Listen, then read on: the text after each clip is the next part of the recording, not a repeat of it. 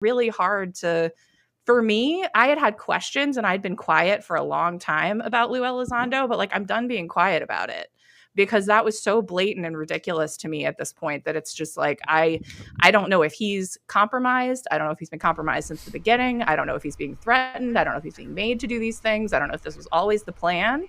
But like whatever's going on there is not right, and we're not doing anybody any favors by pretending that like the sky isn't blue, you know?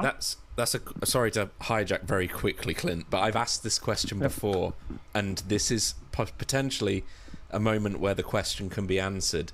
I've asked this on the show before, and it didn't get an answer. But do you think a disinfo agent can have good intent? So do you think somebody like Lou who is a disinfo agent, or who could be a disinfo agent, could also want disclosure at the same time? Because you just mentioned things like being threatened and things like that.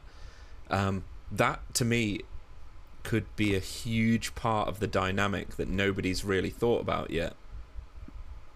Yeah, I mean, I think it could be. I think that could absolutely be going on.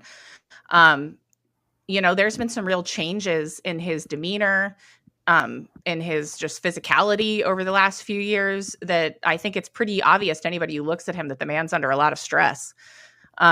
You know, like that he's not been having a good time. And I think that's clear. And I have a lot of empathy for that. Absolutely.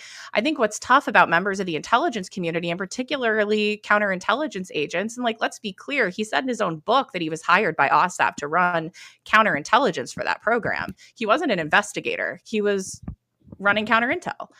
And I think that at that point, when you're a counterintelligence agent, it doesn't matter what your intentions are. Like, it doesn't matter what you want. Like if you're given the marching orders, those are your marching orders. And it doesn't matter if you think it's immoral. It doesn't matter if it keeps you up at night. It doesn't matter if it makes you sick.